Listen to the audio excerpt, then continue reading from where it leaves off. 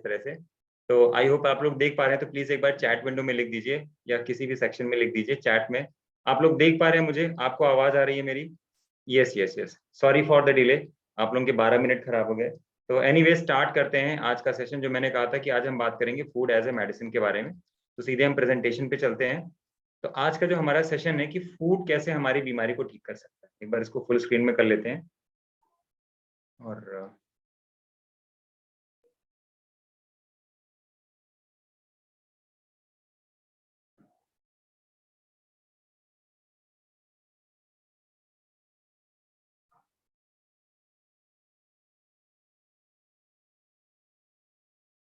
Yes, तो आप लोगों को दिखाई दे रहा होगा फूड एज ए मेडिसिन, कि कैसे हमारा फूड हमारी बीमारी को ठीक कर सकता है, कैसे हम केवल अपना फूड चेंज करके हम अपनी बीमारी को रिवर्स कर सकते हैं। तो स्टार्ट करते हैं, आगे बढ़ते हैं आज के सेशन में। तो देखिए, सबसे पहले फूड के बारे में हमारा ऑब्जेक्टिव क्या है? हमारा ऑब्जेक्टिव ये है कि हम केवल फूड की हेल्प से हम अपनी 100% हेल्थ को गेन करें, और हमारी जो दवाएं हैं, हमारी जब बीमारी खत्म होगी तो दवाएं हमारी अपने आप खत्म हो जाएंगी। तो क्विकली आगे बढ़ते हैं। देखिए, आज का जो टॉपिक है कि हम खाना क्यों खाते हैं। आप सभी जानते हैं कि फूड की हमारे हमारे लिए जरूरत क्या होती है। फूड की जरूरत होती है हमारे बॉडी को, दो पर्पज से जरूरत होती है। एक तो होता है हमें एनर्जी चाहिए, दूसरा होता है हमारे बॉडी को फूड की जरूरत होती है हमारे बॉडी में रिपेयर करने के लिए, जो भी हमारे बॉडी में डैमेज होता है उस डैमेज को रिपेयर करने के लिए। इसके अलावा फूड की तीसरी जरूरत भी होती है कि अगर हमारा शरीर बीमार हो जाए तो हमारे शरीर को ठीक करने के लिए, आई थिंक शायद, ओके मैं म्यूट हूँ शायद, म्यूट तो नहीं हूं ना मैं? आवाज आ रही है सभी लोगों को? एक बार मैं चेक कर लेता हूँ क्योंकि आज थोड़ा टेक्निकल इशू की वजह से।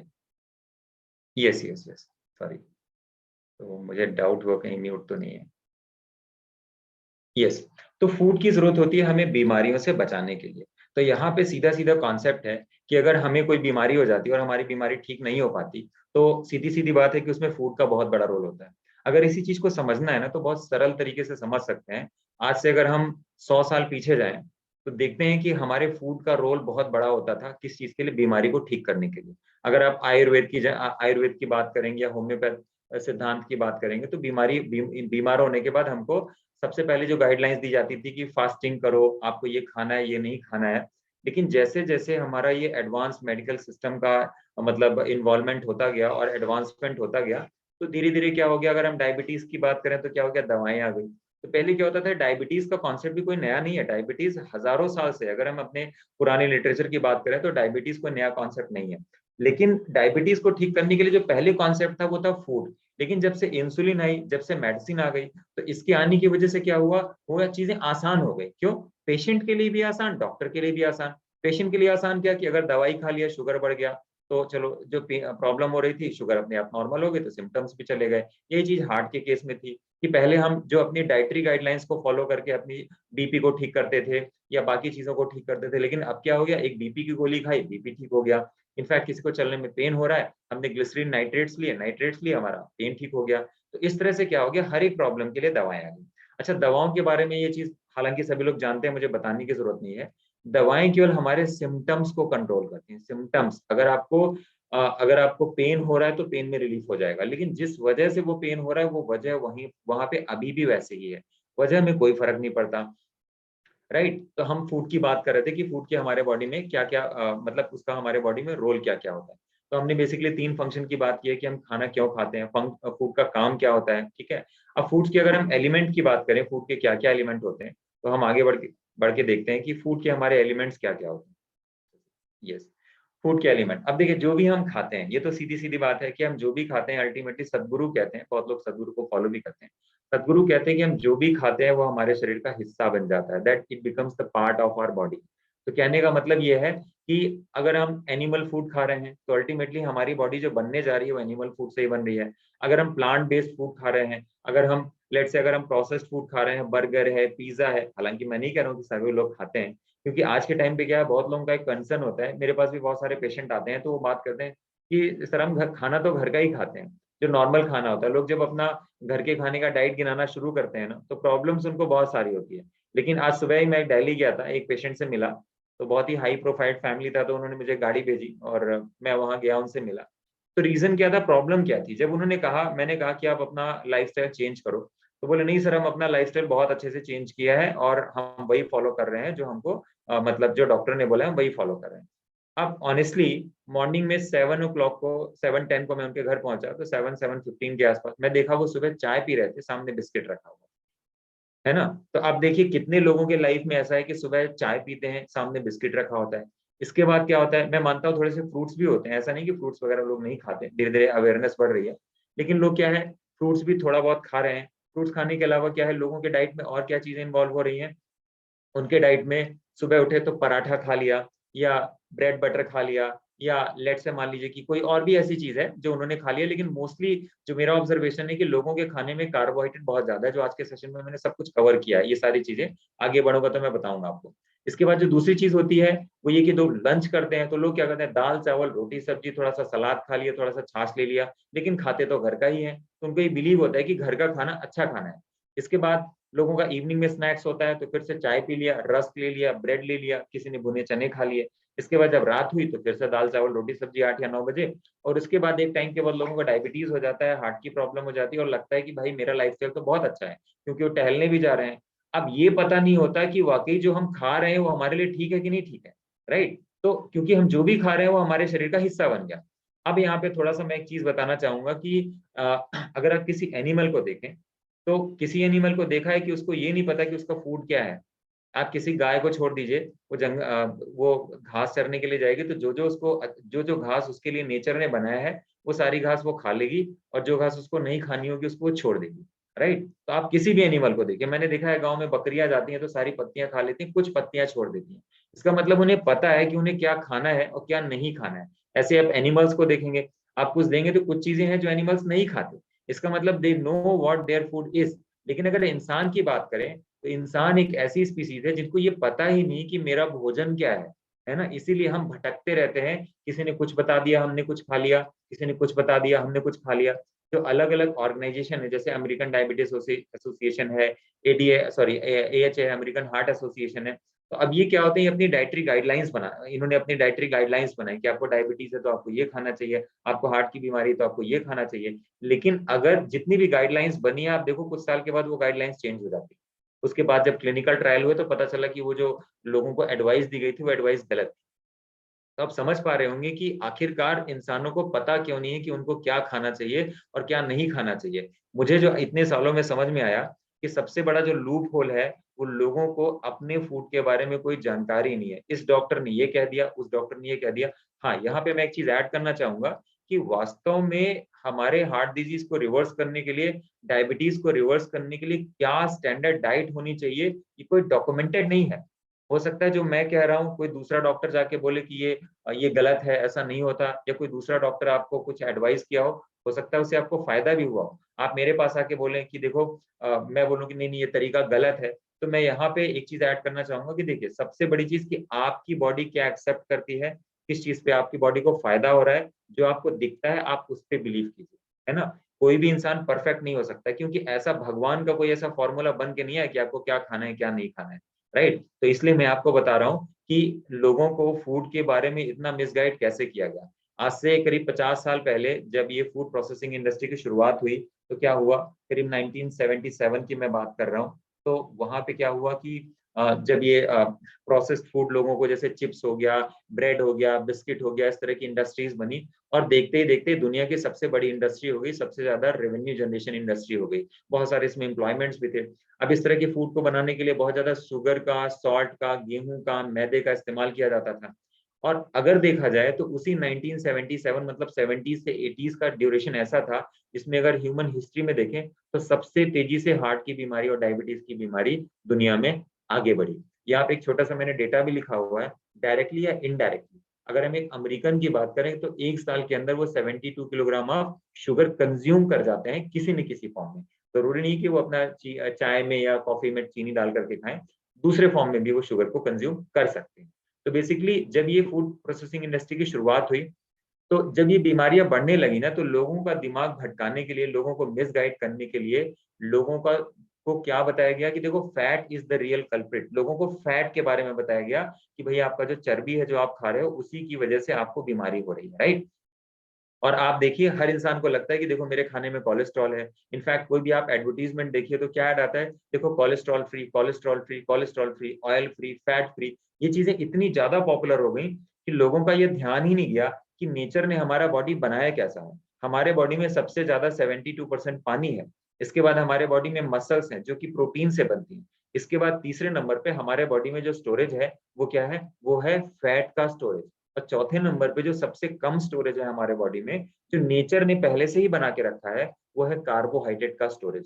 हमारी बॉडी कार्बोहाइड्रेट के नाम पे केवल 500 ग्राम कार्बोहाइड्रेट ग्लूकोज को ही स्टोर कर सकती है। हमारी मसल्स और हमारा जो लीवर है वो मुश्किल से 100 या 125 ग्राम 125 ग्राम तक ही स्टोर कर सकते हैं। मतलब टोटल आप देखेंगे तो एक एवरेज आदमी की बॉडी 600 से लेके 700 ग्राम इतना ही शुगर को स्टोर कर सकती है। अब ये तो खैर कॉमन सी बात है, लोग जानते हैं कि हमको 1 ग्राम शुगर से मतलब ग्लूकोज से हमको 3 कैलोरीज मिलती है। अच्छा, डायबिटीज की प्रॉब्लम क्या है? डायबिटीज की प्रॉब्लम तो ये सभी जानते हैं कि बॉडी में शुगर का ज्यादा हो जाना, है ना? तो अब शुगर ज्यादा होगा हमारे बॉडी में तो हमको डायबिटीज हो जाएगा। तो बेसिकली डायबिटीज का नाम ये है कि हमारा शरीर अब कार्बोहाइड्रेट को मेटाबोलाइज नहीं कर पा रहा, जो हम खा रहे हैं वो क्या है, इस्तेमाल नहीं कर पा रहा है, उसको यूज नहीं कर पा रहा है। देखिए, मुझे लगता है कि चीजों को समझना ज्यादा आसान होता है। सीधी सीधी बात है, जिस चीज को हम जरूरत से ज्यादा शरीर में डालेंगे तो क्या होगा, उसका प्रोसेसिंग सिस्टम कुछ दिन में कमजोर हो जाएगा। जब प्रोसेसिंग सिस्टम कमजोर हो जाएगा, अभी कारण पे हम बात नहीं करेंगे, कारण पे डिस्कस करेंगे। उस दिन मैंने इंसुलिन रेजिस्टेंस के बारे में बताया था। तो देखिए, 2 चीज़ें तो लोगों को पता है।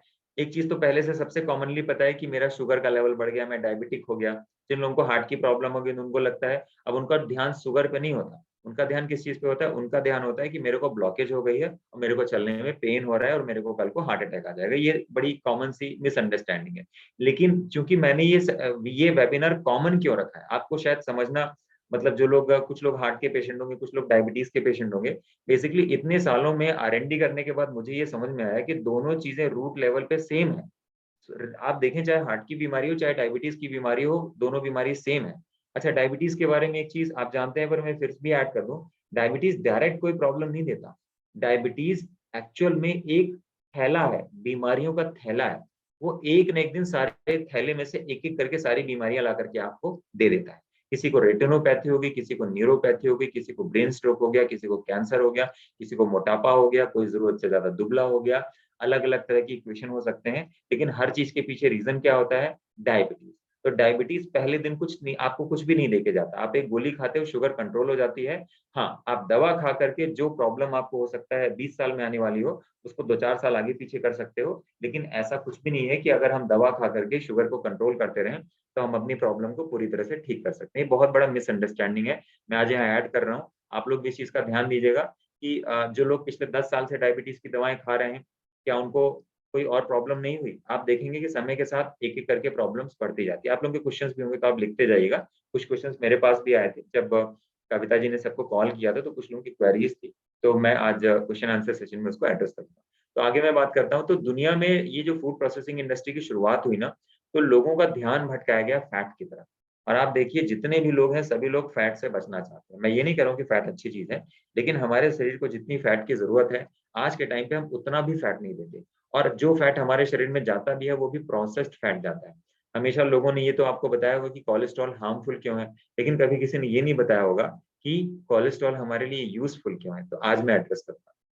देखिए, 1977 में अमेरिकन हार्ट एसोसिएशन ने पूरी दुनिया को एजुकेट करना शुरू किया कि फैट एजुकेशन प्रोग्राम, आपके खाने में से फैट कम से कम होना चाहिए। तेल मत खाओ, घी मत खाओ, जितने भी तरह के फैट हैं उसको कम कर दो। इनफैक्ट आज से करीब 12-13 साल पहले मैं भी यही मानता था।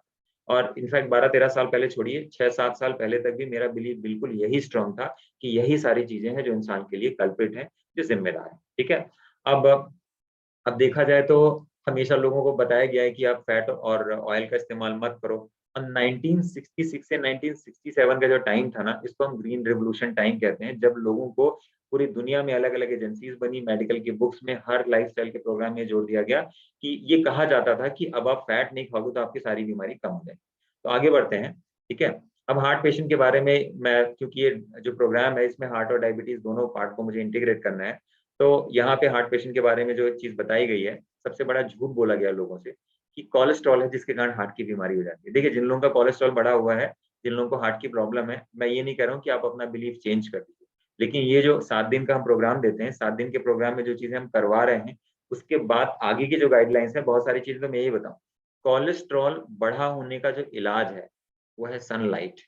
अगर किसी को विश्वास नहीं हो, तो आज आप कोलेस्ट्रॉल की दवा छोड़ दीजिए, 20 दिन तक आप सनलाइट में बैठिए, आप 20 दिन तक सनलाइट में बैठने के बाद आप दोबारा से अपना कोलेस्ट्रॉल चेक कराइए। अगर आपका कोलेस्ट्रॉल बढ़ा होगा, आप जो मुझे बोलना चाहें बोल सकते हैं। मैं अपने एक्सपीरियंस के बेस पे ये बात बता रहा हूँ। हमारे बॉडी में कोलेस्ट्रॉल का इस्तेमाल होता है सारे हार्मोन्स को बनाने के लिए। ज्यादातर हार्मोन्स कोलेस्ट्रॉल की वजह से बनते हैं। हमारा खाना कोलेस्ट्रॉल की वजह से पचता है। इनफैक्ट हमारे बॉडी में हर दिन जो डैमेज होता है, जो सेल्स डैमेज हो जाती हैं, उसकी वजह से जो उसकी जो रिपेयरिंग होती है, जो सेल्स की आउटर वॉल बनती है, वो कोलेस्ट्रॉल की वजह से बनती है। तो डेली बेसिस पे ये जो कोलेस्ट्रॉल की गाइडलाइंस बताई गई हैं, मैं इस गाइडलाइंस पे भी बहुत ज्यादा ट्रस्ट नहीं करता।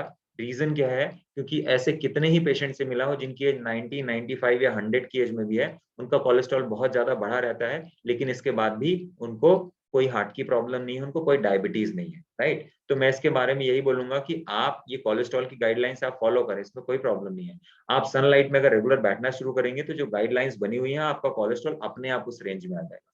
तो देखिए, हमारा शरीर अगर 80 से 90% कोलेस्ट्रॉल खुद ही बनाता है, तो आप खुद ही सोचिए हमारा शरीर हमारे लिए गलत चीज क्यों बनाएगा? कॉमन सी बात है, हमारा शरीर हमारे लिए गलत चीज क्यों बनाएगा? तो हमारा शरीर हमारे लिए कभी गलत चीजें नहीं बनाएगा। जो हम बाहर से खा रहे हैं वो तो केवल 10 या 20% है।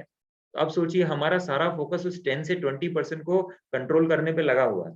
अब जब हम स्टैटिन लेते हैं, जिसको हम कोलेस्ट्रॉल को कम करने की दवा कहते हैं, तो कोलेस्ट्रॉल क्या होता है? जो कोलेस्ट्रॉल को बनने की पूरी एक पाथवेज होती है, एक पूरा जर्नी होता है। उसमें हमारे शरीर में करीब 11 तरह के ऐसे इंटरमीडिएट केमिकल बनते हैं, जिसमें कि कोलेस्ट्रॉल भी एक होता है, राइट? और कोलेस्ट्रॉल के अलावा उसमें एक बहुत ही इंपॉर्टेंट केमिकल होता है, जिसको हम कहते हैं कोएंजाइम Q10, जो हमारे हार्ट की मांसपेशियों को मजबूत रखने के लिए जिम्मेदार होता है, जिससे हमारे हार्ट की मांसपेशियों को ताकत मिलती है।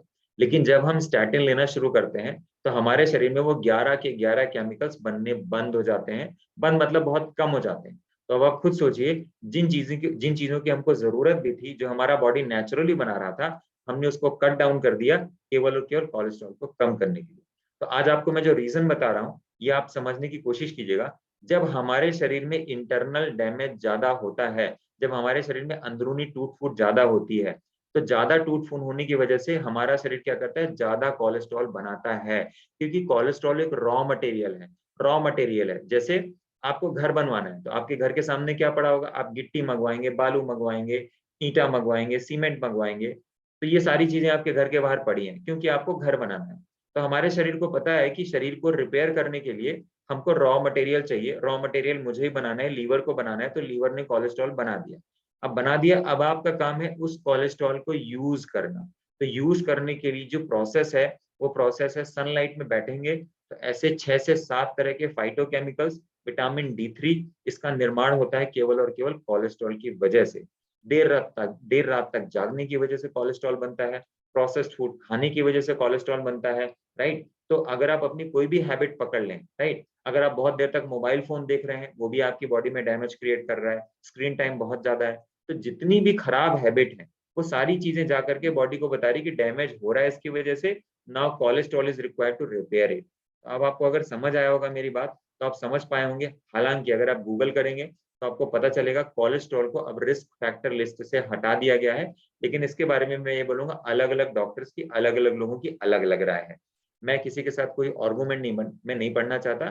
मुझे इतना पता है कि अगर कोई हार्ट का पेशेंट है, 40 मिनट आप सनलाइट में बैठो, जो डाइटरी गाइडलाइंस दी गई हैं, आप उस गाइडलाइंस को फॉलो करो। अगर आप करने लगते हो, 1 से 1.5 महीने के अंदर अगर आपका कोलेस्ट्रॉल कंट्रोल नहीं हो जाता, आप मेरे ऊपर सवाल उठा सकते हैं। लेकिन अगर आपका कोलेस्ट्रॉल कंट्रोल हो जाता है, तो आप कोलेस्ट्रॉल की गोली, जिसको हम कहते हैं स्टैटिन, खाने के बाद जो हमारा शरीर अपने आप जो 11 केमिकल्स बना रहा था, उन 11 केमिकल्स का अपना अलग अलग यूज था। लेकिन क्या हुआ? हमने 11 के 11 को जरूरत से ज्यादा कम कर दिया। कम इसलिए कर दिया क्योंकि हमको क्या करना है? हमने 11 के 11 शॉट को बनना कम कर दिया, क्योंकि हमको कोलेस्ट्रॉल को कम करना था, राइट? तो हो सकता है कि इनिशियल फेज में ये हार्ट अटैक के रिस्क को कम करने में थोड़ा बहुत रोल प्ले करता हो, लेकिन लॉन्ग टर्म में से हमें कोई फायदा नहीं होता।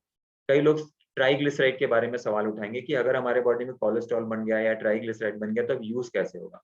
तो जो लोग कीटोन्स के बारे में जानते हैं, कीटोन्स क्या होता है?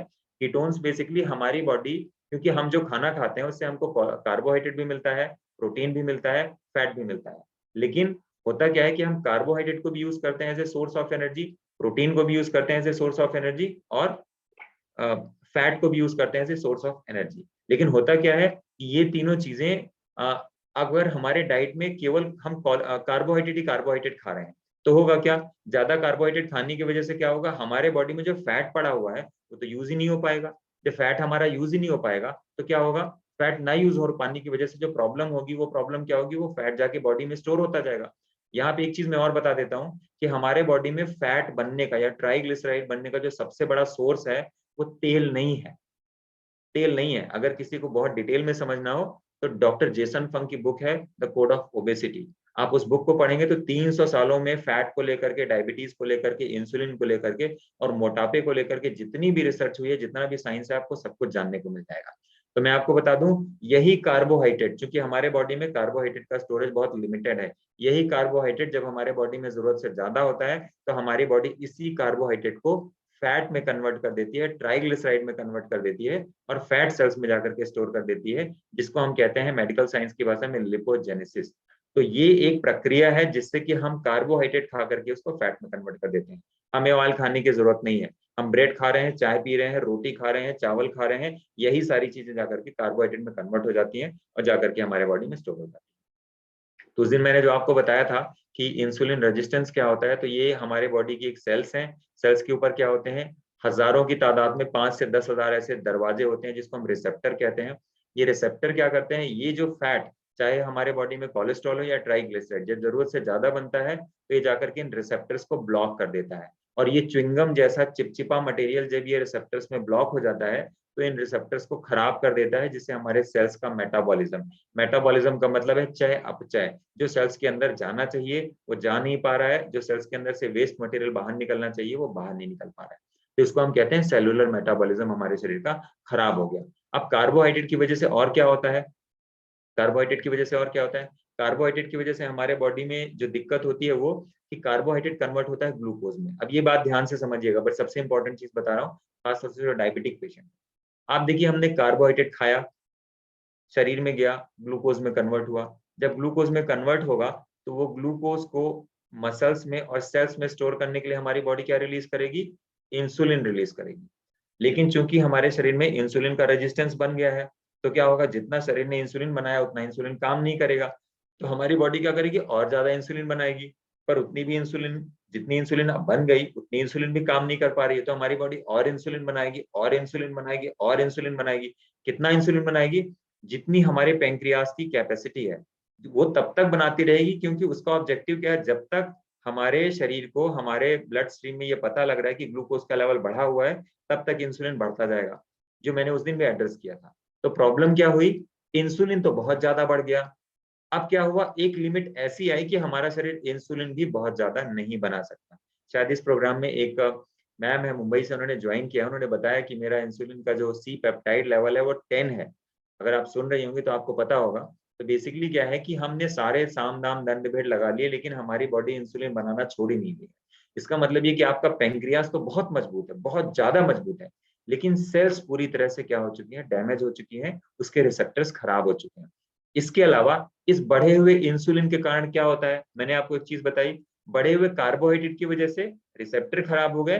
अब बढ़े हुए इंसुलिन की वजह क्या होता है, की वजह से क्या होता है, हमारा शरीर इस सेल्स के चारों तरफ एक प्रोटेक्टिव मेम्ब्रेन बना लेता है, एक सुरक्षा झिल्ली बना लेता है। क्यों, क्योंकि इंसुलिन अब सेल्स को डैमेज करना शुरू करती है। तो ये मेम्ब्रेन बनती किस लिए है, ये मेम्ब्रेन बनती है इंसुलिन से सेल्स को प्रोटेक्ट करने के लिए। लेकिन ये मेम्ब्रेन हमें नुकसान क्या पहुंचाती है, हमारा जो सेलुलर मेटाबॉलिज्म है, जो चीजें सेल्स के अंदर जा रही थी वो आसानी से अब सेल्स के अंदर और भी नहीं जा पाती, मतलब और ज्यादा प्रॉब्लम क्रिएट हो जाती है। हालांकि सेल्स की प्रोटेक्शन होती है। तो यहाँ पे हमको सोल्यूशन क्या समझ में आया, सबसे पहले कौन सी डाइट चाहिए, लो कार्बोहाइड्रेट डाइट। इतना समझ में आया सबको, क्योंकि यही कार्बोहाइड्रेट फैट भी बना के दे रहा है जिससे हार्ट की बीमारी हो रही है, और यही कार्बोहाइड्रेट ग्लूकोज बहुत ज्यादा बना रहा है जिसकी वजह से आपका शुगर भी बढ़ा हुआ है, और यही कार्बोहाइड्रेट आपको क्या दे रहा है, आपके बॉडी में इंसुलिन का लेवल बहुत ज्यादा बढ़ा के रखा हुआ है। और ये बढ़ा हुआ इंसुलिन का लेवल आपको क्या दे के जा रहा है, मोटापा दे के जा रहा है, कैंसर दे के जा रहा है, ट्यूमर्स दे करके जा रहा है, थायराइड दे करके जा रहा है। जितने भी मेटाबॉलिक डिसऑर्डर है, मोटापे का केवल एक कारण है इंसुलिन रेजिस्टेंस। 100 में से 84 लोग आउट ऑफ 100 पीपल हुआ डायबिटिक, जो लोग, अगर 100 लोग डायबिटिक है उसमें 84% लोग ऐसे होते हैं जिनका शरीर में वजन बहुत ज्यादा होता है। एनीवेज ये मैंने आपको चीजें बता दी कि सबसे बड़ा जो कल्प्रिट है वो हमारा कार्बोहाइड्रेट है। और हालांकि मैं आपको बता रहा हूँ, हो सकता है इस ग्रुप में कई लोगों को ये बात पता भी हो, क्योंकि कोई नई बात नहीं है। आज के टाइम में ये बातें धीरे धीरे लोगों को, क्योंकि सच कितना भी छुपाने की कोशिश करो छुपता नहीं है, लोगों को धीरे धीरे अवेयरनेस होती जाती है। अच्छा हाँ, अब यहाँ पे मैं बता रहा हूँ कार्बोहाइड्रेट किनको चाहिए, क्योंकि कई बार लोग, क्योंकि देखिए लोग क्या होता है, रोटी भी खा रहे हैं उसको भी बोलते हैं कि यार ये तो हमारा घर का बना हुआ है, इसमें कोई फैट तो है नहीं।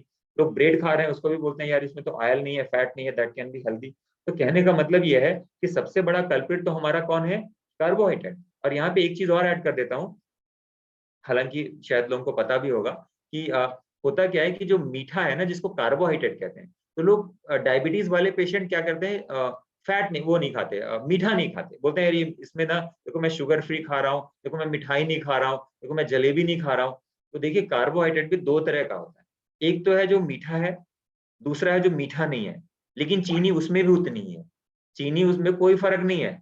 एग्जाम्पल बता रहा हूँ, जैसे आप चावल खा रहे हैं, आप गेहूं खा रहे हैं, मैदा खा रहे हैं, अल्टीमेटली आपके शरीर में जाकर के वो भी उतना ही ग्लूकोज रिलीज कर रहा है, उतना ही ज्यादा आपके शरीर में इंसुलिन का प्रोडक्शन बढ़ा रहा है, बट वो मीठा नहीं है। अभी जो मीठा वाला हम खाना खाते हैं ना, मिठाई खा लिया, चीनी खा लिया, ये कितना होता है हमारे शरीर में, ये हमारे शरीर में मुश्किल से 10% होता है, 10% या हो सकता है 5% ही हो। तो कहने का मतलब है कि हमको जानकारी नहीं होती, इसीलिए हम उससे बचने की कोशिश कर रहे हैं, और हमें लगता है कि हम अपने आप को प्रोटेक्ट कर रहे हैं डायबिटीज से, क्योंकि हम मीठा नहीं खा रहे हैं। जबकि आपका चावल एक दूसरा शुगर है, आप जो रोटी खा रहे हैं वो एक दूसरी शुगर है, एक दूसरी चीनी है, क्योंकि वो भी अल्टीमेटली आपको उतना ही ग्लूकोज दे रही है। अब यहाँ पे हम बात करें हमारे शरीर में कितना होता है ग्लूकोज, कितना चाहिए एक टाइम पे, जैसे आप चेक करते हैं ना कि मेरा रीडिंग 100 आ गया, तो 100 का मतलब ये होता है कि 1 लीटर खून में 1 ग्राम चीनी।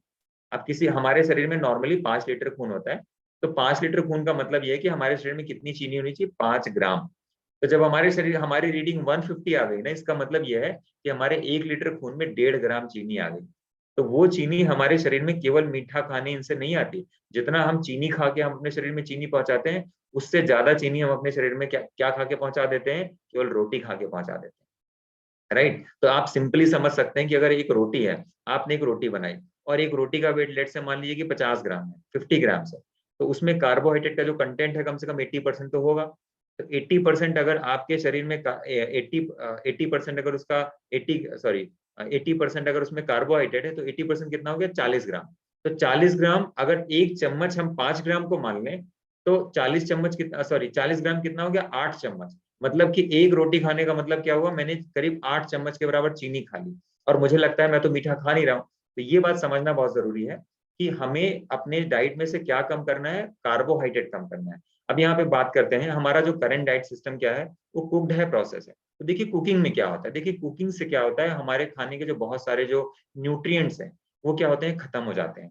तो जैसे हमारे हमारे खाने में क्या क्या चीजें होते हैं, पहले तो न्यूट्रिएंट्स है, माइक्रो न्यूट्रिएंट, जैसे विटामिन हैं। इसके अलावा क्या होते हैं, माइक्रोबायोम्स हैं, एंजाइम्स होते हैं, प्रोटीन्स होते हैं। तो एंजाइम्स तो जैसे हमने खाने को पकाया सारे ही खत्म हो गए। इसके अलावा जो प्रोटीन है, लगभग 60 से 70% हमारा प्रोटीन भी खत्म हो जाता है।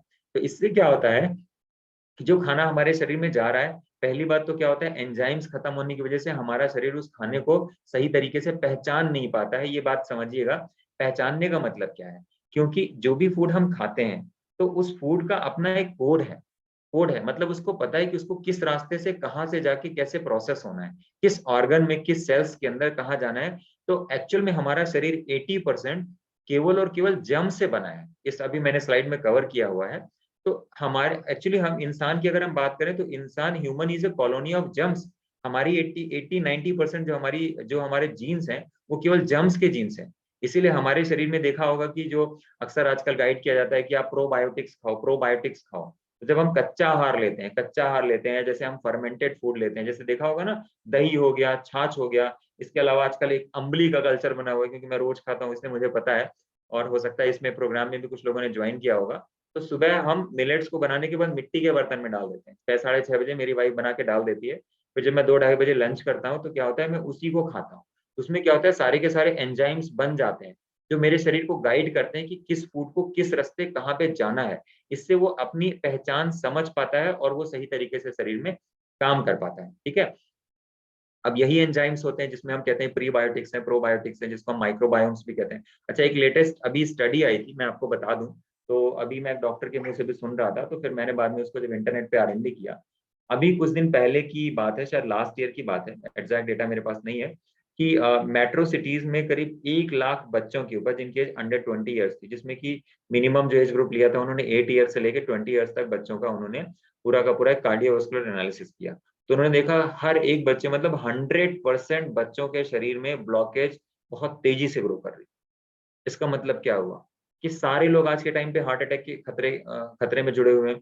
और बाद में इसी के कंपैरिजन में उन्होंने एक डेटा उठाया, जो उन्होंने एक सैंपल लेके रखा था, कि ऐसे लोगों को उन्होंने पकड़ा जो मतलब मेट्रो सिटीज में नहीं थे या मान लीजिए कि गांव में थे, लेकिन उन्होंने जो सिलेक्शन किया ना ऐसे बच्चों का, जो डेली बेसिस पे फ्रूट्स खाते थे। बस केवल एक चीज एडेड थी कि डेली बेसिस पे वो फ्रूट्स खाते थे और ये फर्मेंटेड फ्रूट्स खाते थे। इस तरह का भी उन्होंने एक डेटा उठाया। और डेटा उठाने के बाद जब उन्होंने 8 साल से लेकर के 20 साल तक के बच्चों का डेटा उठाया, उन्होंने देखा कि किसी की बॉडी में कोई भी किसी तरह का कोई ब्लॉकेज नहीं था। इसका मतलब यहाँ से क्या चीज समझने को मिली? यहाँ से समझने को हमको जो चीज मिली वो ये कि हमारे शरीर में जो कंक्लूजन है, मैं बता रहा हूँ, कि जिसको हम गट माइक्रोबायोटा कहते हैं, जिसको हम माइक्रोबायोम्स भी कहते हैं, जिसको हम प्रीबायोटिक्स प्रोबायोटिक्स कहते हैं, अगर केवल ये हमारे शरीर में सफिशिएंट क्वांटिटी में जो हमारे शरीर को चाहिए अगर बने रहे, तो हमारे शरीर में कोई माइक्रोवास्कुलर डैमेज होने ही नहीं देंगे। ना तो आपको हार्ट की बीमारी शरीर में पैदा होगी, ना तो डायबिटीज की बीमारी पैदा होगी। अब ये सब चीजें शहर जो मेट्रो सिटीज के लड़के हैं, बच्चे हैं, उनमें क्यों नहीं है? क्योंकि ये पूरा का पूरा जो इंडस्ट्री है, हम बाहर जाते हैं, बच्चे को चॉकलेट दे दिया, चिप्स दे दिया।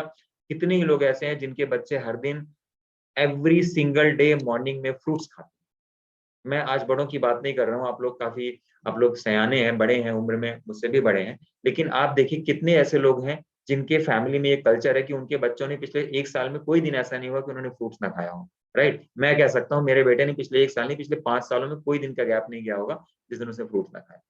सॉरी टू से लाइक दिस, बट हमारे घर में कल्चर है, मॉर्निंग में हम शुरुआत ऐसे ही करते हैं। आप लोगों को भी जो ब्रेकफास्ट दिया है उसमें शुरुआत हम ऐसे ही करते हैं। तो उसका पर्पस केवल ऐसा नहीं कि बॉडी को माइक्रो न्यूट्रिएंट्स मिलेंगे, सबसे बड़ा पर्पस है हमारे बॉडी को जो गट माइक्रोबायोटा है, जिसको माइक्रोबायोम्स कहते हैं, उसकी सप्लाई करना, ताकि हमारी बॉडी में जो डैमेज हो गया तो हो गया, अब यहाँ से ठीक होने के रास्ते पे चले, बीमार होने के रास्ते पे ना चले। तो ये डेटा जो है ये क्लिनिकल डेटा है, ये कोई मेरा अपना ओपिनियन नहीं है। राइट, एनीवेज आगे बढ़ते हैं। अब देखिए हमारे फूड की जो प्रोसेस होती है वो क्या होती है, पहले तो हम खाना खाते हैं, फिर डाइजेस्ट होता है, फिर हमारी बॉडी एब्जॉर्ब करती है, फिर हमारे बॉडी में क्या होता है, उसका ट्रांसपोर्टेशन होता है अलग अलग ऑर्गन्स में, फिर ऑर्गन्स में डिस्ट्रीब्यूशन होता है, और डिस्ट्रीब्यूशन के लिए क्या होता है, हमें अलग अलग बायोकेमिकल पाथवेज होते हैं। फिर जो हमारी ग्लूकोज की सेल्स हैं, ठीक है, जिसको ग्लूकोज के फॉर्म में स्टोर होता है, या तो वो अमीनो एसिड के फॉर्म में स्टोर होगा, या तो फैटी एसिड के फॉर्म में होगा। कार्बोहाइड्रेट है वो ग्लूकोज में कन्वर्ट होगा और ग्लाइकोजन में कन्वर्ट होकर के हमारी जो कार्बोहाइड्रेट स्टोरेज सेल्स है उसमें स्टोर होगा। प्रोटीन सेल्स में हमारा एमिनो एसिड स्टोर होगा, और हमारी जो फैट सेल्स है उसमें क्या हमारा स्टोर होगा, फैटी एसिड के फॉर्म में हमारा जो फैट है वो स्टोर हो जाएगा। लेकिन होता क्या है, जब हमारे बॉडी में गट माइक्रोबायोटा नहीं होते तो क्या होता है, ये सारा का सारा फूड अगर हमारे बॉडी में है भी, मान लेते हैं हमारे बॉडी को जरूरत भी है, लेकिन जब उसको सही डायरेक्शन नहीं मिलता तो क्या होता है, वो अपनी सही डिजायर्ड डेस्टिनेशन तक पहुंच ही नहीं पाता। और पहुंच नहीं पाता तो कई बार क्या होता है, वो हमारे किसी बॉडी के किसी ऑर्गन में जाकर के स्टोर हो जाएगा विजरल फैट के फॉर्म में, लोगों का पेट निकल आएगा। तो होता क्या है कि अगर आप अपने डाइट में डेली बेसिस पे आपके फूड में अगर सफिशिएंट क्वांटिटी में माइक्रोबायोम्स हो, तो कुछ ही दिन में देखेंगे कि जो पुराना फैट था वो डिसॉल्व हो गया, हार्ट की बीमारी थी, ब्लॉकेज डिसॉल्व हो गई और आगे से पैदा नहीं हो रही है। मतलब ब्लॉकेज की ग्रोथ रेट को हमने वहीं पे जीरो कर दिया, और हम अपनी एक्टिव लाइफस्टाइल से क्या कर रहे हैं, जो पुराना वाला था उसको हमने यूज कर लिया। तो हम यहाँ पे ब्लॉकेज को भी रिवर्स कर सकते हैं। राइट, आगे बढ़ते हैं। तो ये देखिए मैंने उस दिन भी डिस्कस किया था क्विकली, बस 2 मिनट में इसको लेके आगे बढ़ूंगा क्योंकि बहुत सारी चीजें मैंने पुराने वेबिनार में भी डिस्कस की थी। देखिए फूड से रिलेटेड जो हमारे बॉडी में डैमेजिंग फैक्टर होते हैं वो क्या क्या होते हैं, जो मैंने उस दिन भी बताया था, IGF molecule, insulin like growth factor molecule. तो ये क्या होता है, ये हमको मिल्क और मिल्क से रिलेटेड प्रोडक्ट्स में मिलता है। दूसरा होता है एज मॉलिक्यूल, जो हमको एनिमल प्रोटीन से मिलता है। तो एज मॉलिक्यूल क्या होता है कि जैसे ही एनिमल प्रोटीन ग्लूकोज के कांटेक्ट में आता है तो ये क्या कर देता है, ग्लाइकेटेड कर देता है, वहां पे इन्फ्लामेशन क्रिएट करता है, फ्री रेडिकल्स पैदा कर देता है, जिससे हमारी साइट डैमेज होने लगती है। और क्या होता है, जब ये क्रिएशन होता है तो हमारी सेल्स के रिसेप्टर भी डैमेज होते हैं और हमारी जो ब्लड वेसल्स होती हैं वो भी डैमेज होती है। तो हार्ट वालों को हार्ट की बीमारी, डायबिटीज वालों को डायबिटीज की बीमारी। ये कहने की बात है कि किसी को हार्ट की बीमारी, किसी को बीमारी। अगर कोई डायबिटिक पेशेंट है तो आप मान लीजिए कि आप हाफ हार्ट पेशेंट, राइट। और कोई अगर हार्ट का पेशेंट है तो भले आपका शुगर कंट्रोल में है, क्यों? क्योंकि आपका पैंक्रियाज अभी इंसुलिन बना रहा है। पर अगर आप इंसुलिन रेजिस्टेंस पर्सपेक्टिव से देखेंगे, आप अपना सी पेप्टाइड चेक करेंगे, सबका बढ़ा हुआ है, चाहे आप हार्ट के हो चाहे डायबिटीज के हो, क्योंकि यहाँ पे हम रूट लेवल पे बात कर रहे हैं, इसलिए हमने इसको इस तरह से बनाया। दूसरा है एसिड एंड इन्फ्लामेशन। ऑब्वियसली हमारा अगर प्रोसेस्ड फूड है, हमने बहुत पका के खाया है, तो पकाने की वजह से क्या होगा, वो जाकर के हमारे बॉडी में इन्फ्लामेशन क्रिएट करेगा। Access fat in the muscles, अभी आपको मैंने कार्बोहाइड्रेट का साइंस बताया। लैक ऑफ माइक्रोन्यूट्रिएंट्स, हाँ, ये एक इंपॉर्टेंट चीज ये है कि माइक्रोन्यूट्रिएंट्स क्या करते हैं। माइक्रोन्यूट्रिएंट्स हमारे बॉडी में जो हमारे शरीर की मरम्मत करने का तरीका है, वो हमारे शरीर को सारे विटामिन चाहिए, विटामिन ए चाहिए, बी चाहिए, सी चाहिए, डी चाहिए, ई चाहिए, कि सारे के सारे विटामिन चाहिए। लेकिन होता क्या है, जब हमारे हम खाने को पका देते हैं तो हमारे 60 से 70% माइक्रो न्यूट्रिएंट्स खत्म हो जाते हैं। माइक्रोबायोम्स 100% खत्म हो जाते हैं और मिनरल्स भी लगभग 70 से 80% खत्म हो जाते हैं। तो अब हमारी बॉडी अगर अगर हमारे बॉडी में कोई डैमेज हो गया तो रिपेयर कैसे होगा, क्योंकि हमारे बॉडी में वो सब चीजें तो है ही नहीं, जो मैंने डिस्कस किया था। इसके अलावा माइक्रोबायोम्स क्या होते हैं उसके बारे में मैंने डिस्कस किया था, राइट। देखिए फूड के 3 एलिमेंट होते हैं, मैंने अभी थोड़ी देर पहले बताया आपको कि माइक्रो न्यूट्रिएंट, दूसरे होते हैं मैक्रो न्यूट्रिएंट। माइक्रो न्यूट्रिएंट क्या है, सारे विटामिन हो गए, राइट। हमारे सारे के सारे जो सारे के सारे विटामिन हो गए, राइट। विटामिन या एंटीऑक्सीडेंट्स के लिए सारे के सारे मिनरल्स हो गए, सारे के सारे जो फाइटोकेमिकल्स हैं, ये माइक्रो न्यूट्रिएंट हो गए। मैक्रो न्यूट्रिएंट क्या हो गए, हमारे फूड से हमको कार्बोहाइड्रेट मिल रहा है, प्रोटीन मिल रहा है और हमको फैट मिल रहा है। तीसरे हो गए हमको माइक्रोबायोम्स। ये 3 चीजें हमारे हमारे फूड से हमको मिलनी चाहिए। तो जो आपको डाइट चार्ट दिया हुआ है, वो एक ऐसा संतुलन है, एक ऐसा बैलेंस है, जिससे आपके शरीर को ये तीनों चीजें पर्याप्त मात्रा में मिलेंगी, जिससे आपकी बॉडी अपने आप को रिपेयर करेगी। ये जो मैंने अभी आपको बताया उसका एक एक पिक्चर के फॉर्म में है, कार्बोहाइड्रेट है, प्रोटीन है, फैट है, ये मैक्रो न्यूट्रिएंट है।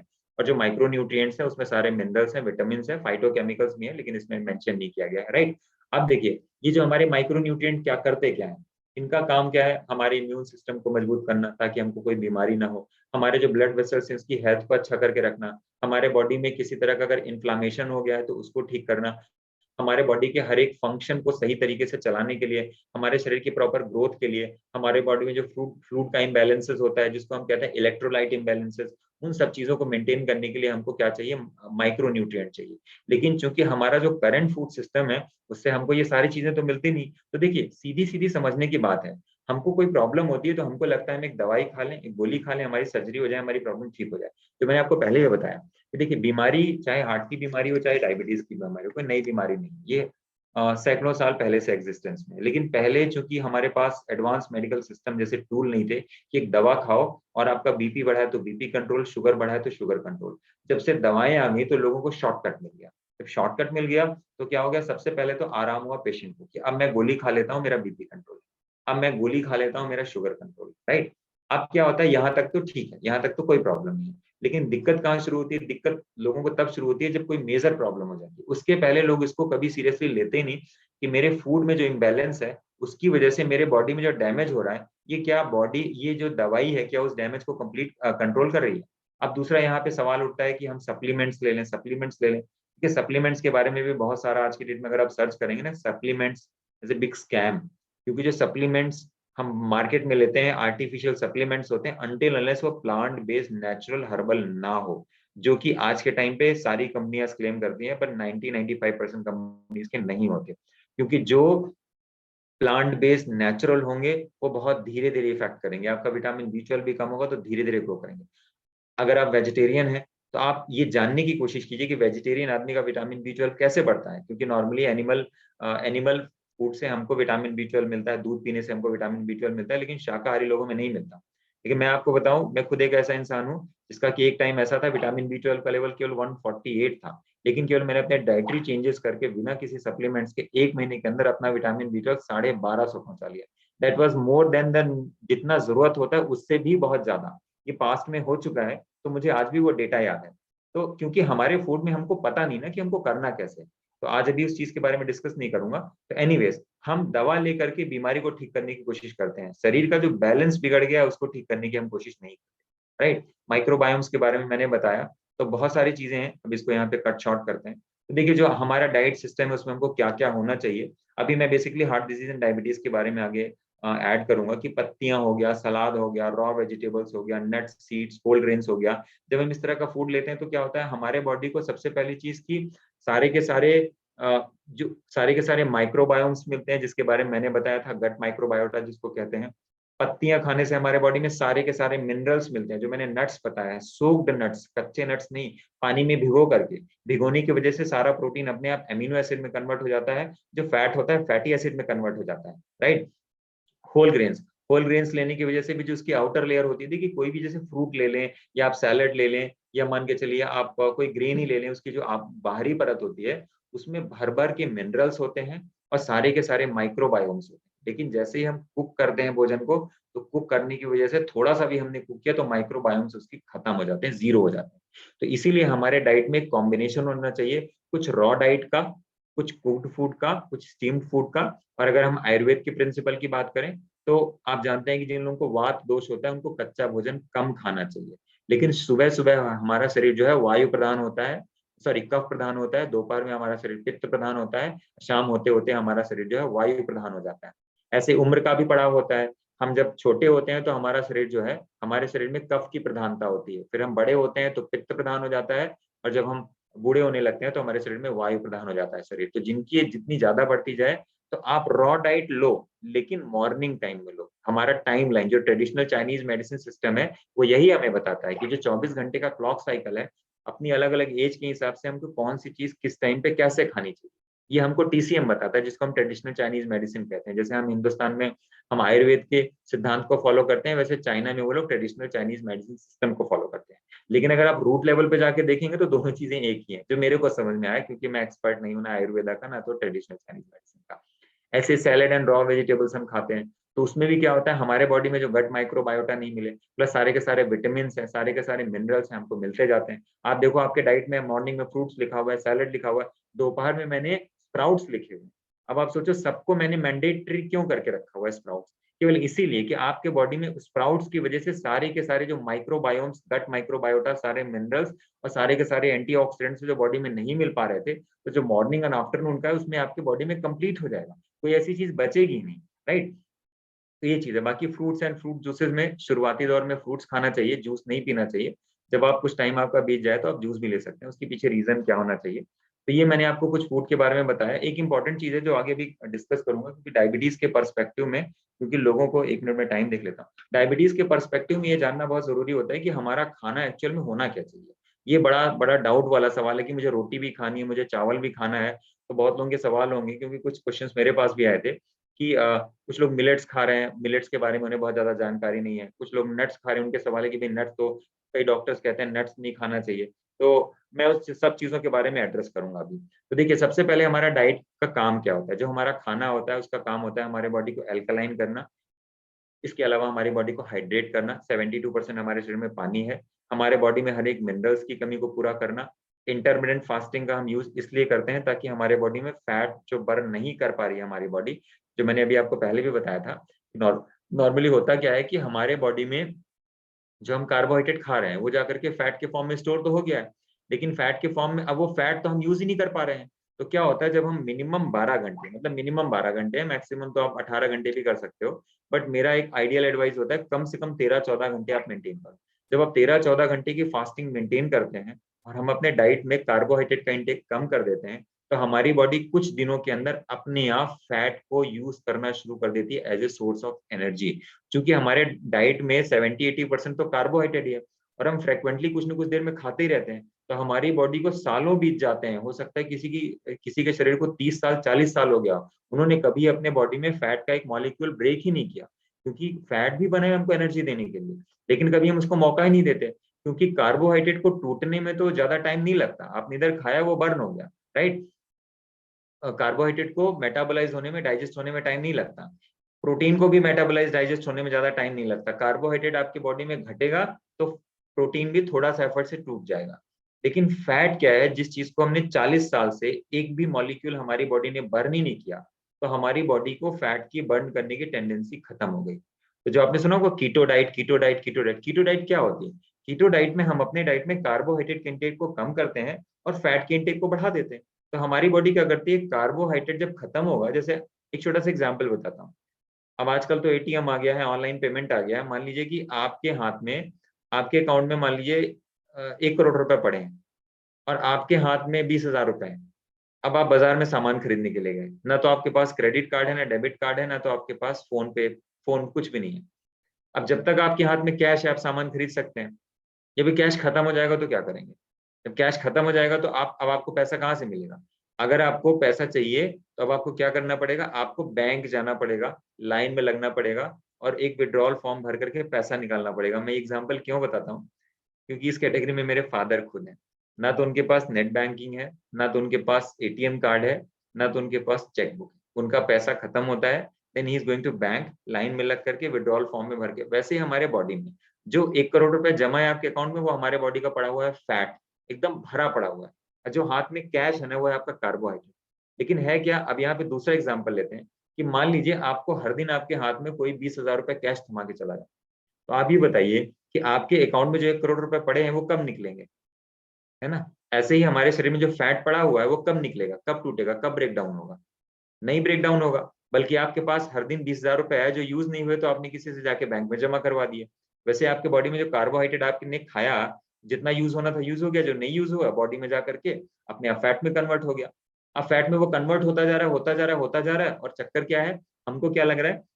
हमको लग रहा है कि भैया हमारा तो मोटापा बढ़ रहा है, हम तो फैट भी नहीं खाते, हम फैट को कम करने में लगे हैं। जबकि हम कार्ब कम कट करेंगे, मतलब जो 20,000 रुपए आपके पास आ रहे हैं, वो आने बंद कर दो।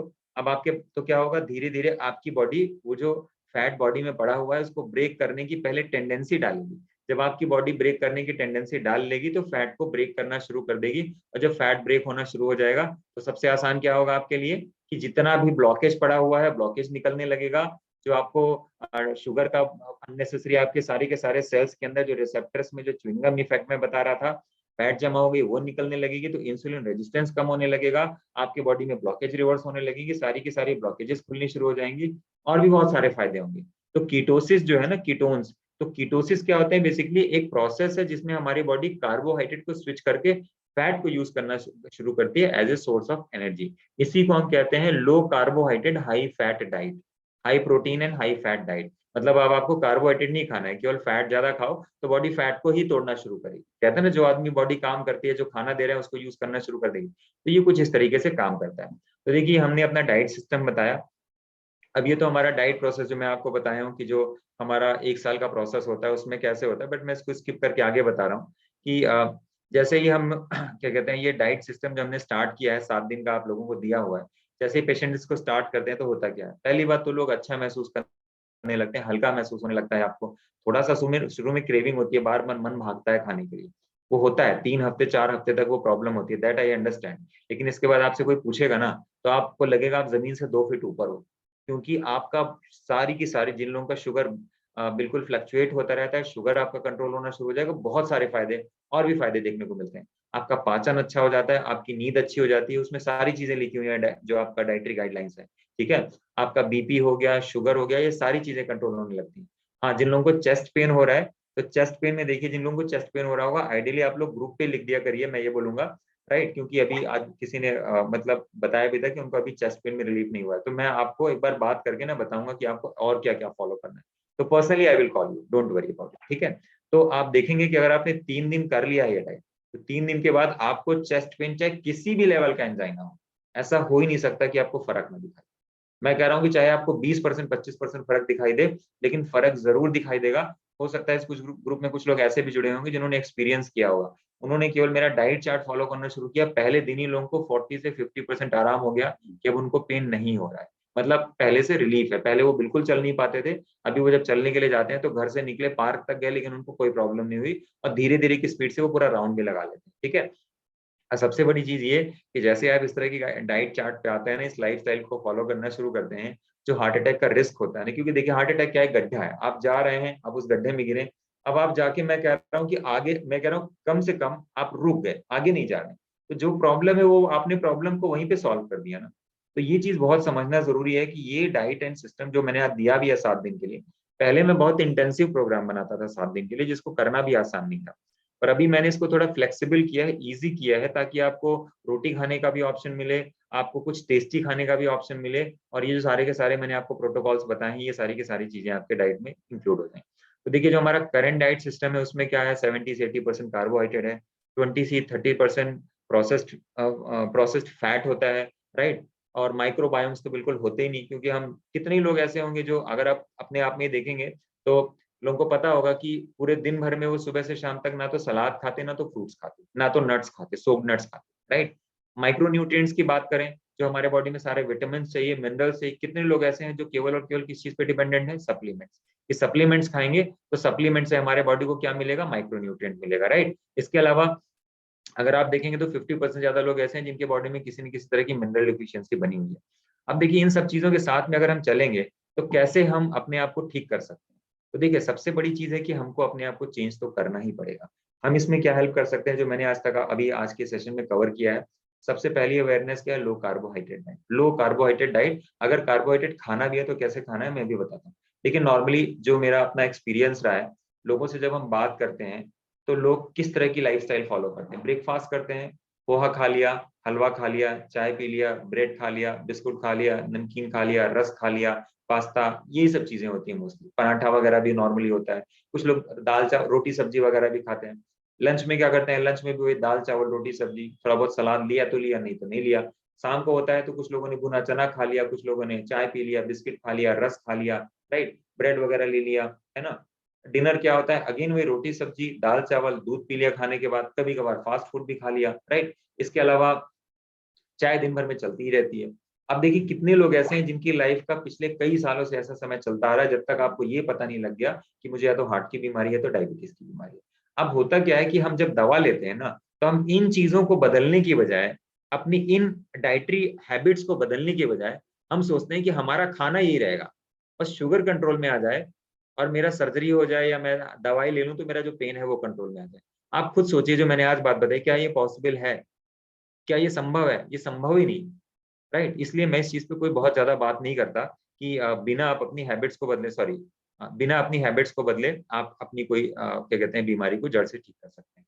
एनीवेज, अब यहाँ पे देखिए जो मैंने अभी तक कंक्लूड किया है, मैं एक बार फिर से आपको रिवाइज करता हूँ कि मैंने क्या क्या आपको बताया। कार्बोहाइड्रेट अगर खाना है तो कैसा खाना है? पहली बात तो अगर हमारा ब्रेकफास्ट हो तो कैसा ब्रेकफास्ट होना चाहिए? देखिए जो मैंने चीजें बताई, सारी माइक्रो न्यूट्रिएंट वाली जो चीजें, हमारे माइक्रो जो न्यूट्रिएंट है वो सब कुछ होना चाहिए। जैसे फ्रूट्स होना चाहिए। मैंने नट्स दिए, नट्स के बारे में कई लोग कहते हैं कि नट्स मुझे खाना है नहीं खाना है, बहुत तरह के सवाल हैं, क्योंकि कोई ऐसा स्टैंडर्ड गाइडलाइन तो है नहीं। मैं यही बोलता हूँ कि आप धूप में 40 मिनट बैठो और 5 बादाम कम से कम हर दिन भीगे हुए, एक एक अखरोट और 2 अंजीर, और किसी को, सबको अलग अलग लिखा हुआ है, मुझे एग्जैक्टली याद नहीं, किसी का वेट कम है तो किसी को खजूर लिखा हुआ है, वट जो भी है, आप खा के देखो। और कोलेस्ट्रॉल की दवाई बंद कर दो, आप देखो कि आपको कोलेस्ट्रॉल बढ़ रहा है। देखिए मैं जो बात बता रहा हूँ ना, मैं क्लिनिकल ट्रायल वाला आदमी हूँ, मैं किसी के कहे पे विश्वास नहीं करता। मैं जो रिसर्च हुई है, जो क्लिनिकल डेटा है, कि आप अगर फैट खाना चालू करते हैं तो आपके बॉडी में कोलेस्ट्रॉल का लेवल अपने आप कम, है ना। हम जैसे हम कार्बोहाइड्रेट खाते हैं तो हमको लगता है कि हमारी बॉडी में फैट बढ़ेगा क्या, लेकिन कार्बोहाइड्रेट की वजह से फैट बढ़ता है, क्लिनिकली प्रूवन है। अगर कोई डॉक्टर भी आपसे कहते हैं ना कि नहीं ऐसा नहीं होता, किसने बोल दिया? कुछ नहीं, आप मेरे को डायरेक्ट कॉल कर लें। क्योंकि देखिए मैं जो बात करता हूँ ना, वो क्लिनिकल डेटा पे बात करता हूँ। ऑब्वियसली मैं एक इंजीनियर हूँ, आपको पता है, तो मेरे को बात करने के लिए एक सॉलिड बेस चाहिए होता है। मेरा एक्सपीरियंस क्या कहता है, लेकिन जिन चीजों का मेरे पास सॉलिड बेस है, मैं उन फैक्ट्स के बेसिस पे बात कर रहा हूँ। आप फैट खाते हैं तो ही आपकी बॉडी का फैट कम होता है, ये कीटोसिस इसी को कहते हैं, कि जो कीटो डाइट होती है ना, वो ऐसी ही डाइट होती है। तो एनीवेज ये सब चीजें मैंने ऐड करी हैं। तो ब्रेकफास्ट हमारा कैसा होना चाहिए? डायरी चार्ट, किसी ने लिखा हो, can you please share the diary chart? Diary chart क्या है? Diet chart. Diet chart obviously मैं शेयर कर दूंगा, diet chart, don't worry, right. जितने लोगों ने भी ज्वाइन किया हुआ है इस ग्रुप में, इसके अलावा कई लोग बाद में भी मेरे पास आए, कई लोगों ने मेरा वेबिनार देखा, तो मेरे पास 12-13 लोगों की लिस्ट और भी है जिन लोगों ने बाद में किया, तो उसको मैं अगले बैच में ले लूंगा, क्योंकि इस बैच में करूंगा तो डिस्टर्बेंस हो जाएगा। सबका डाइट चार्ट बना के देंगे, आप लोग अपना एक अलग डेट ले लेंगे और उस डेट से स्टार्ट करेंगे, राइट। तो कोई नया वेबिनार नहीं करेंगे, डायरेक्टली विल स्टार्ट, क्योंकि अभी काफी सारे लोग हो गए हैं, तो उनको अगले बैच में ले लेंगे। अभी मेरे लिए भी इजी रहता है सभी लोगों के लिए हैंडल करना, ज्यादा लोग को मैं हैंडल भी नहीं कर पाऊंगा एक बार में। I hope you can handle. देखिए ये ब्रेकफास्ट हो गया, तो अब हमको क्या खाना चाहिए? कार्बोहाइड्रेट में हमको ऐसा डाइट लेना चाहिए जिसमें, सॉरी, ब्रेकफास्ट में हमको ऐसा डाइट लेना चाहिए जिसमें कार्बोहाइड्रेट का इंटेक कम से कम हो। अब यहाँ पे फ्रूट्स के बारे में कई बार लोग सवाल पूछते हैं कि फ्रूट्स में भी तो पूरा कार्बोहाइड्रेट ही कार्बोहाइड्रेट है, फ्रूट में फ्रुक्टोज है। तो फ्रुक्टोज के, सॉरी, जो कार्बोहाइड्रेट के हैं कई टाइप्स हैं, जैसे ग्लूकोज है, माल्टोज है, सेक्रीन है, लैक्टोज है, और जो हमारे दूध में पाया जाता है वो भी कार्बोहाइड्रेट है, फ्रुक्टोज भी है। लेकिन पिछले 50 सालों में जो भी क्लिनिकल डेटा हुआ, जो भी रिसर्चेज हुई, अगर आप शुगर की बात देखें तो शुगर, हालांकि कार्बोहाइड्रेट में, सॉरी, फ्रूट्स में फ्रुक्टोज होता है, जो कार्बोहाइड्रेट है वो फ्रुक्टोज है, और वो फ्रुक्टोज जो है वो शुगर को हाइक नहीं करता। लेकिन फ्रूट्स में इतने ज्यादा माइक्रोबायोम्स है, इतने ज्यादा माइक्रोबायोम्स है कि पहली बात, अगर आपको केवल डायबिटीज कंट्रोल करना है तो आप अगर कंट्रोल करने के लिए फ्रूट्स खाएंगे तो शुरू के 2-3 दिन ऐसा हो सकता है कि आपका शुगर फ्लक्चुएट करे, थोड़ा सा हायर साइड में जाए, लेकिन जहां 2 से 3 दिन नीचे वो अपने आप सेचुरेट हो जाएगा। और अगर आपका विदाउट मेडिसिन अगर आपका शुगर का लेवल पहले लेट से मान लीजिए फास्टिंग में 180 या 200 भी रह रहा है ना, अपने आप 100-110 की रेंज में आ जाएगा। अगर आप हफ्ते भर का टाइम लेके चलिए, मैं अभी 2-3 दिन की बात नहीं कर रहा हूँ, क्योंकि उस लेवल पे सेचुरेट होने में टाइम लग जाता है। डिपेंड करता है किसका कितना है। अगर किसी का 130-140 जा रहा है तो वो तो आराम से आ जाएगा 2-3 दिन में, लेकिन अगर किसी का 200 जा रहा है तो उसको हफ्ते 10 दिन भी लग सकता है। और ये भी डिपेंड करता है कि आपकी बॉडी में कितना इंसुलिन का रेजिस्टेंस हो रखा है, राइट। इसके वजह हम लंच करते हैं, तो लंच में क्या होता है, नॉर्मली हम चावल, देखिए चावल और गेहूं ये दोनों एक शुगर है, दे आर एब्सोल्युटली कार्बोहाइड्रेट। अगर मैं चावल की बात करूं जो आज मार्केट में हम लेते हैं भाई, उसमें 90% तो कार्बोहाइड्रेट है। अगर आपने लेट से मान के चलिए चावल खाया, चावल अगर आपके मान के चलिए कि आपका चावल कितना है, मान लेते हैं 50 ग्राम्स चावल आपने पका लिया, पानी वगैरह का कंटेंट हो गया, लेकिन 90% तो उसमें कार्बोहाइड्रेट है, तो कितना हो गया 45 ग्राम्स डायरेक्टली। तो उसका जो ग्लाइकेशन लेवल है, जो उसका जो लोड है ना, ग्लूको जो उसका शुगर का लोड है वो कितना है, वो तो 90% है। तो अगर हमने मान लीजिए कि 100 ग्राम, अगर हमने मान लिया कि चावल खाए 50 ग्राम, पकाने के बाद हो सकता है 200 ग्राम्स हो जाए, 250 ग्राम्स हो जाए, लेकिन 90% तो वो कार्बोहाइड्रेट है। रोटी के बारे में मैंने ऑलरेडी आपको बता दिया। लेकिन होता क्या है कि यहाँ पे ऑप्शन क्या है, हमारे पास दो ऑप्शन। देखिए पहली बात तो ये है कि हमको ऐसा फूड चूज करना चाहिए जिसमें कार्बोहाइड्रेट हो, तो कॉम्प्लेक्स कार्बोहाइड्रेट। कॉम्प्लेक्स कार्बोहाइड्रेट का मतलब क्या है कि उसमें फाइबर्स इतने ज्यादा हम ऐड कर दें, इतने ज्यादा ऐड कर दें कि फाइबर जब उसमें जरूरत से मतलब एक सफिशिएंट क्वांटिटी में ऐड हो जाता है तो उसका फायदा क्या होता है कि जैसे मान के चलिए कि आपने मान लिया चावल खाना है, तो क्या हुआ, चावल में अगर मैंने बहुत सारी सब्जियां ऐड कर दी, राइट, बहुत सारे वेजिटेबल्स अगर मैंने ऐड कर दिए, तो क्या होगा कि अगर मान लीजिए मैं 200 ग्राम खा रहा हूँ तो मान लीजिए उसमें 50% तो मैंने सब्जियां ही ऐड कर दी। तो क्या हो गया कि अब उसका तो जो क्या कहते हैं, जो ग्लूकोज का लोड है, कार्बोहाइड्रेट का लोड है, वो तो लगभग 50% हमने वैसे ही कम कर दिया।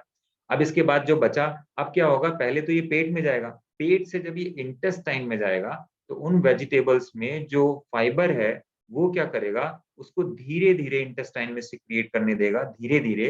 अब धीरे धीरे सिक्रिएशन की वजह से क्या होगा, जो हम ग्लूटाजोन्स लेते हैं ना शुगर की दवाई, वो भी ऐसे ही काम करती है। तो फाइबर्स बिल्कुल आपका, देखिए दो चीजें, धीरे धीरे खाना और हमारे डाइट में फाइबर्स का ऐड करना, ये बिल्कुल वैसे ही काम करते हैं जैसे हम दवाई लेते हैं, ग्लिमिप्राइड वगैरह दवाई लेते हैं, तो उसको हम नेचुरली भी कंट्रोल कर सकते हैं। करना क्या है, केवल खाने की स्पीड कम कर दो, या खाने में हम क्या करते हैं, कॉम्प्लेक्स कार्बोहाइड्रेट बना दो। रोटी भी बनानी है तो रोटी में क्या हुआ, मैंने 50% पत्तियां ऐड कर दी, मैंने पालक की पत्ती ऐड कर दी, मेथी की पत्ती ऐड कर दी, मूली की पत्ती ऐड कर दी, खीरा किसके डाल दिया, फिर मैंने उसको बना करके उसकी रोटी बना ली, या मैंने उसका पराठा बना लिया। तो क्या हो गया, 50% तो क्या हुआ, जो मैंने रोटी खाई मैंने 50% तो मैंने आज उसको वैसे ही कम कर दिया। तो देखिए इससे हुआ क्या, अल्टीमेटली मैंने एक सोल्यूशन निकाल लिया। अगर मैं बात करूं कि और मैं क्या कर सकता हूँ, अच्छा यही चीजें हम क्या करते हैं लंच में करते हैं, यही चीजें हम डिनर में भी करते हैं। तो एक दूसरा ऑप्शन है जैसे मिलेट्स, तो मैं मिलेट्स के बारे में बता दूं, मिलेट्स की भी अगर आप ओवरऑल देखेंगे ना, तो लगभग 40 से 50% लोडिंग है उसमें भी।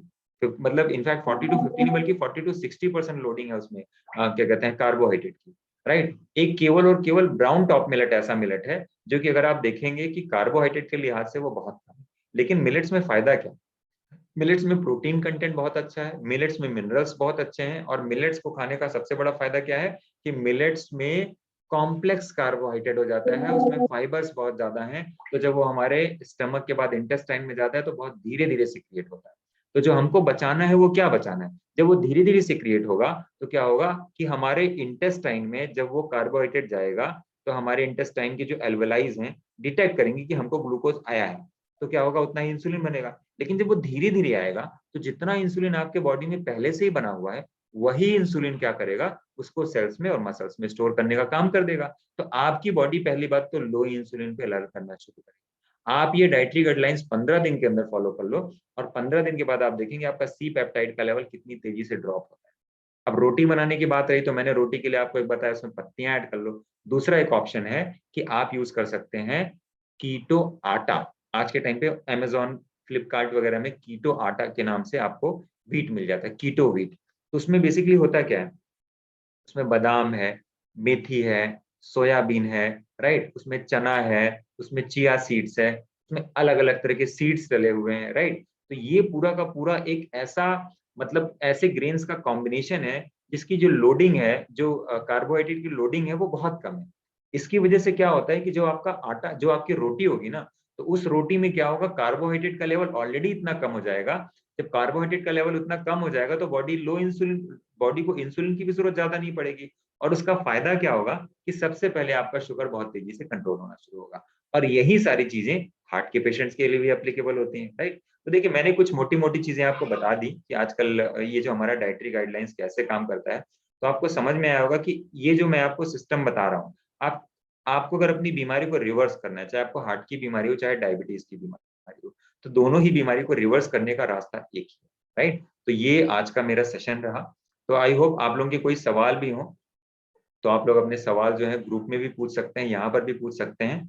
तो कुछ लोगों के सवाल थे, मैं एक बार सवाल ले लेता हूँ, क्योंकि आज जब कॉलिंग हुई थी तो कॉलिंग में कुछ लोगों के कुछ क्वेश्चंस आए थे। पहला सवाल था कि रात में भूख लगती है, क्या करें, क्योंकि कुछ लोगों ने खाना, जब कॉल हो रही थी तो कुछ लोगों ने डिनर कर लिया था। तो एनीवेज, एक सवाल आया था कि भूख लगती है रात को तो क्या करें।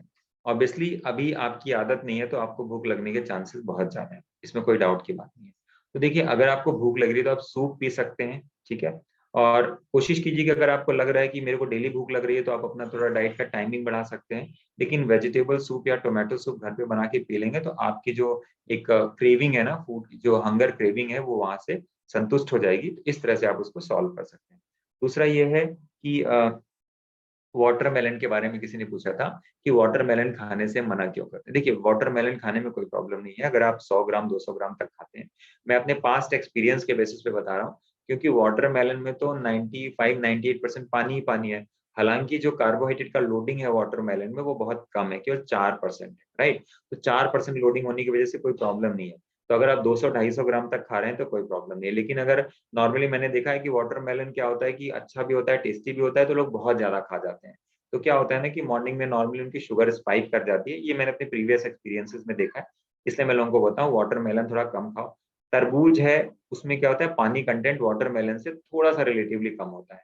तो अगर आपको तरबूज भी खाना है, जिसको हम मस्क मेलन कहते हैं, तो अगर आप वाटरमेलन 250 ग्राम्स खा रहे हो तो ये वाला आप जो जो मस्क मेलन है वो 100 ग्राम्स तक ही खाओ, तो वहां तक उसमें कोई प्रॉब्लम नहीं है। एक जस्ट प्रिकॉशनरी मैंने लिखा हुआ था।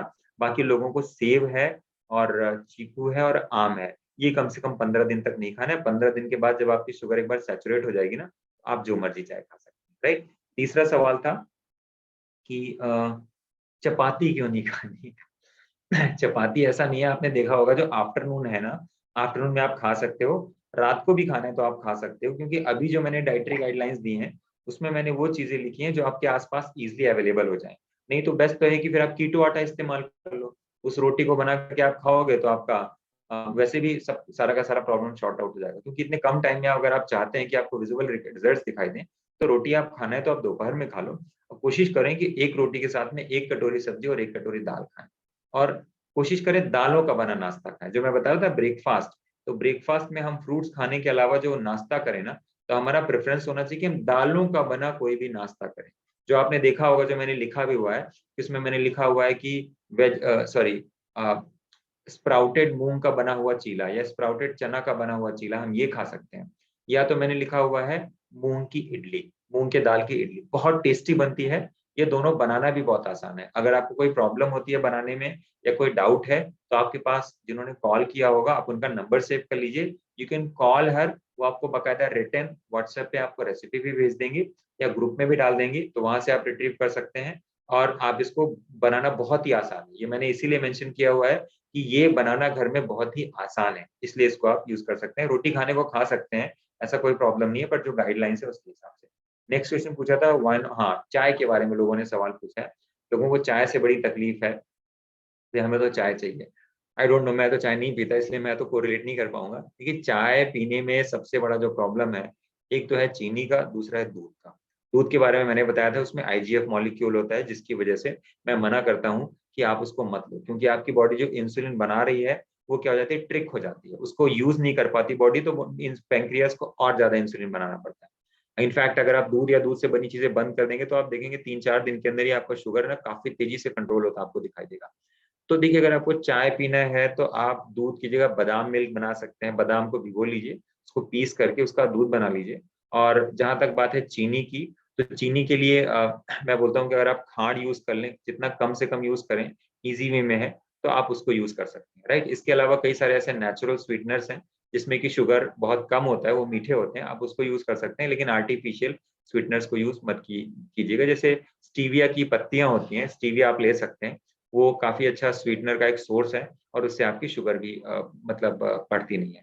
तो आप ये मतलब मिल्क को और अगर चीनी को रिप्लेस कर सकते हैं, जो ऑप्शंस मैंने बताए हैं, तो आप चाय भी ले सकते हैं ऐसा कोई प्रॉब्लम नहीं है। बट चूंकि एक नए रास्ते पे चल रहे हैं, अपनी बीमारी को ठीक होते हैं देखना चाहते हैं, तो मेरा काम है आपको ऑप्शंस देना, राइट।